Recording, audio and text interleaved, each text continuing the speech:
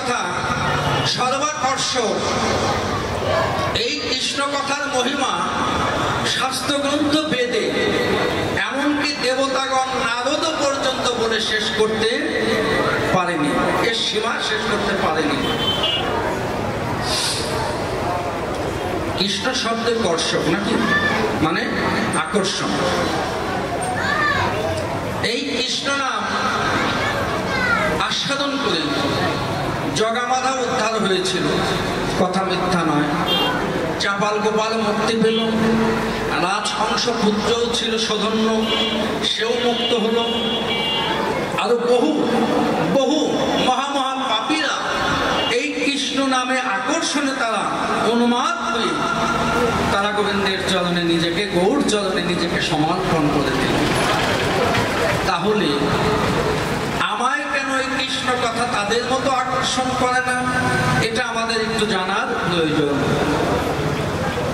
আপনাদের আছে জানা, ম্যাগনেট চুম্বক চেনেন সবাই নাকি? যে লোহা আপনার বাড়ির পাশে পড়ে আছে, যার মধ্যে জং ধরে গেছে, কোনো মূল্য নেই, কেউ কিনতে চায় না, জং ধরে ক্ষয় হয়ে গেছে, ফেলে দিয়েছেন বাড়ির পাশে।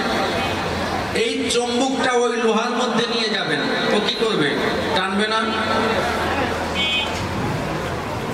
এবার ওই লোহার চেয়ে মূল্যবান হচ্ছে কি? শাল কাঠ, সেগুন কাঠ, লোহা কাঠ, ওটার কোনো মূল্য নেই, জং ধরে গেছে। সুন্দরী কাঠ অনেক দামি। ওই চুম্বকটা আপনি ওই দামি কাষ্ঠের কাছে নেন তো দেখি, ধরবে? দামি প্লাস্টিকের কাছে নিয়ে গেলে ধরবে? কাছের কাছে নিলেও লাগবে না। কিন্তু লোহা জং ধরা, তাতে কি হয়েছে? দেখতে ভালো নয়, কিন্তু ওর কাছে যাওয়া মাত্র আকর্ষণ করে, একা একাই যেতে, মিলে যেতে চায়। তাহলে এই যে কৃষ্ণ নাম সর্বাকর্ষক, কৃষ্ণ নামে সকলকে উদ্ধার করলেন, পূর্বে আমরা লীলাই জানতে পারি। আমার মতো পাপী কেন ওদের মতো উদ্ধার হচ্ছে না? কারণ কি? কারণ একটাই, ওই চুম্বক ম্যাগনেট যেমন কাঠের মধ্যে ধাতু নেই বলে আকর্ষণ করেনি, প্লাস্টিকে ধাতু নেই আকর্ষণ করেনি, লোহা জং ধরা হলেও লোহার মধ্যে ধাতু ছিল, তাই আকর্ষণ করেছে। তদ্রূপ যার ভিতরে কৃষ্ণ প্রেম ভক্তি নেই, আমার কৃষ্ণ নাম আকর্ষণ কখনোই তাকে করবে না। যখন ভিতরে প্রেম ভক্তির ধাতু আপনার আমার তৈরি হবে, তখন আপনি না ডাকিলেও হরি আপনাকেই ডাকিবে, আপনাকে ডাকিবে। আর সেই প্রেম ভক্তির ধাতু অর্জন করবার জন্য যাদের অন্তরে ভক্তি ধাতু আছে, তাদের সঙ্গ আমাদের করতে হয়। তা না হলে ঘরে বসেও সব হয়, সাধুর বাজারে আসার কোনো প্রয়োজন নাই নয়, কিন্তু এখানে আসতে হবে। কেননা সাধুর বাজারে না আসলে কখনো বাবা সাধু হওয়া যায় না। এই বাজারের এমনই মহিমা, আর এই কৃষ্ণ নামের এমন মহিমা। নগরের এক হাবাগোবা সহজ সরল ব্যক্তি হঠাৎ একদিন যে কোনো কারণবশত সংসারের অশান্তির জ্বালা সইতে না পেরে তিনি ঘর থেকে একটু অনুরাগে বেরিয়ে এসেছেন, রাগ করে বেরিয়ে এসেছেন। চিন্তা করলেন আমি কিছুক্ষণের জন্য ফাঁকে একা থাকব। তা যেখানেই যাচ্ছে তাদের সংসারের কথাগুলো ভিতরে শুধু আনাগোনা করছে। বৃক্ষতলায় বসে শান্তি নেই, একা এক মাঠের মধ্যে বসে থাকে শান্তি নেই। এমন জায়গায় এক জায়গা থেকে আর এক জায়গা যাচ্ছে, যেতে যেতে দেখে এরকম একটা সাধুর বাজার, সেখানে কৃষ্ণ কথা হচ্ছে। তিনি এসে এই জায়গাতে বসেছেন। এই জায়গা বসার পরে বাবা তার মনের মধ্যে একটা অন্যরকম ভাব জাগ্রত হয়েছে। কেন হয়েছে? হবে। শাস্ত্র সিদ্ধান্ত দিলেন সাধুসঙ্গ সাধুসঙ্গ সর্বশাস্ত্রে কয়, ল মাত্র সাধুর সঙ্গ জীবের সর্বপাপ হয়। হেন সাধুর পদে মতি না লইল মন আমার, লোচন বলে এই জগতে আসা যাওয়া হইল তার সার। সে শুধু ভাবে এলো আর গেল।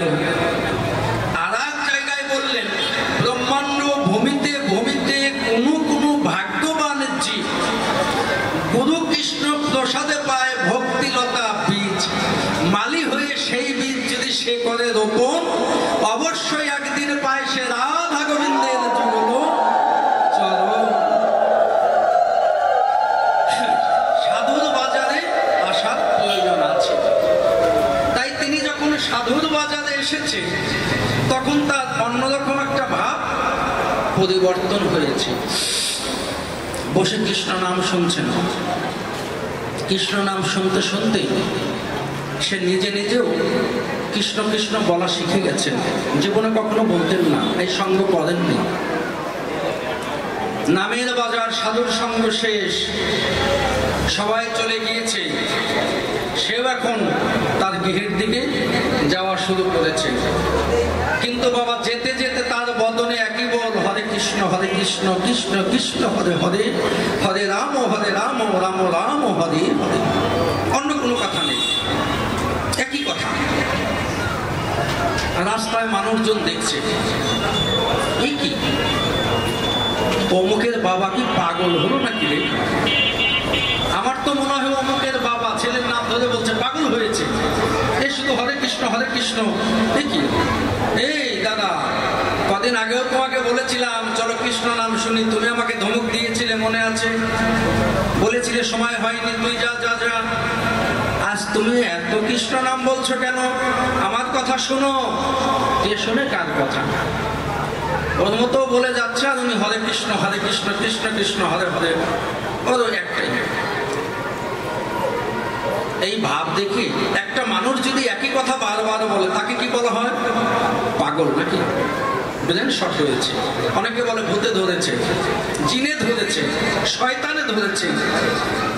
একজন দৌড়িয়ে গিয়ে বলছে, দেখতে দেখ তোর বাবাকে দেখলাম, ভাবসাব ভালো নয়, মনে হয় তোর বাবা পাগল হয়েছে। কি এক বল, একবার দুবার নিলেই হয়, শুধু অনর্গল, কারো কথার উত্তর দিচ্ছে না, শুধু কৃষ্ণ নাম, হরে কৃষ্ণ বাবাই বাড়িতে গিয়েছে, সন্তানেরা বলছে, বাবা তুমি কাল সারা রাত্রে কোথায় ছিলে? কি হয়েছে কথা বলো। বাবাই তাকিয়ে থাকে আর হরে কৃষ্ণ নাম বলে, উত্তর দেয়। মা এসে জিজ্ঞাসা করে, নয় আমি দুই কথা বলেছি তার জন্য রাগ করে তুমি সারা রাত্রে কোথায় কাটালে? কি হয়েছে তোমার বলো। ও হরে কৃষ্ণ এবার সিদ্ধান্ত করলেন, বাবার তো ভাব ভালো না, ব্রেনে সমস্যা হয়ে গিয়েছে। দেখুন সাধু সঙ্গে আর নামের কি গুণ। আমি আজ বাহ্যিক আলোচনায় যাব না, এই লীলার প্রসঙ্গ নিয়েই থাকবো। আত্মচৈতন্য জাগানোর জন্য যে আলোচনাগুলো একটু মন দিয়ে শুনবেন। সাধু সঙ্গের গুণ আর নামের গুণ কি? বাবাকে চিকিৎসা করতে হবে, ওঝাবদ্ধ ডাকলেন।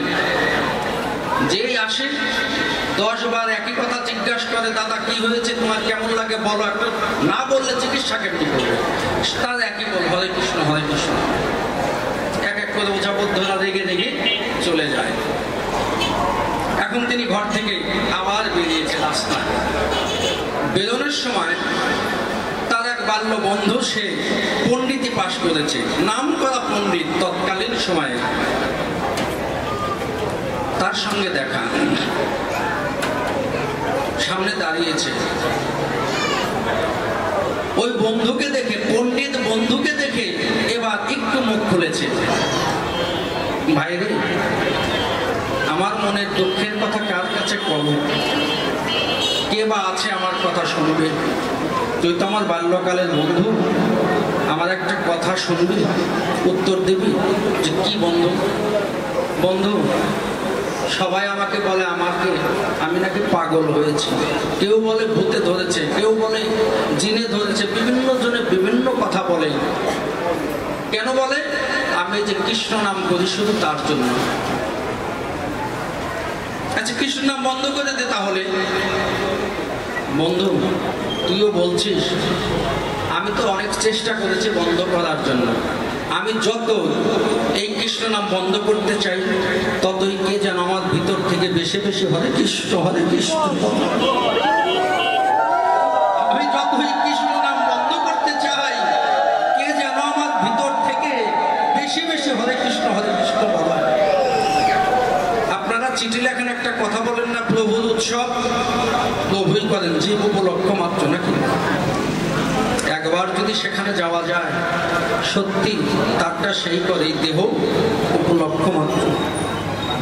আমি আমি শত চেষ্টা করি বন্ধ করার জন্য, কিন্তু আমি পারি না। মুখ চেপে ধরে রাখি, তাও আমি পারি না। ভিতর থেকে কে যেন কৃষ্ণ নাম করায়। তখন পণ্ডিত বলে, ভাই রে, অনেকে যদি বলে থাকে তোকে ভূতে ধরেছে, খারাপ বলেনি, তবে তোকে যে হরি নামের ভূতে ধরেছে, এই হরি নামের ভূতে যদি তোর মতো আমাকে ধরতো রে, আমার এই মায়ার সংসারে আর চিন্তা ভাবনা থাকতো না। তোর মতো সংসারের কামনা বাসনা সব বিসর্জন দিয়ে বদনে হা গৌর নিতাই বলে আমি যে ব্রজের পথে পথে কৃষ্ণ নাম করে কাটাতে পারতাম, কিন্তু তোকে ধরেছে, আমাকে ধরলো না। কোথা থেকে ধরেছে রে তোকে? আমি ওই যে সাধুর বাজারে গিয়েছিলাম, তো রাত্রে ছিলাম, ওই জায়গার থেকে ধরেছে। সাধুর বাজার থেকে ধরেছে, মানে বৃন্দাবন ব্রজের থেকে ধরেছে। হ্যাঁ ও ভাই, তুই জবর জায়গায় গিয়েছিস, ওই জায়গায় না গেলে তোর এই দশা হতো না রে। তুই যে জায়গায় গিয়েছিস ওই জায়গার বাতাস ভালো না। লীলা কীর্তনে শোনেন না আপনারা, ব্রজের বাতাস ভালো না। সহজে কেউ এই জায়গায় এসো না। যাদের বিষয় বাসনা বেশি ইচ্ছা আছে তাদের বলি এই জায়গায় এসো না, এই জায়গার বাতাস ভালো না, ব্রজের বাতাস ভালো না। আবার এই বাতাস নাকি বাবা যার তার অঙ্গে লাগেও না। আবার যার অঙ্গে একবার এই ব্রজের বাতাস, সাধুগুরু বৈষ্ণবের বাতাস লেগে গেছে, তাকে যে জন্মের মতো ওই ব্যক্তির মতো পথের কাঙ্গাল করেছে, তার যে তখন ওই গোবিন্দ ছাড়া, প্রেমের ঠাকুরানী রাধারানী ছাড়া, আমার গৌর নিতাই ছাড়া, দয়াল গুরু ছাড়া তার যে আর কোনো বান্ধব নেই।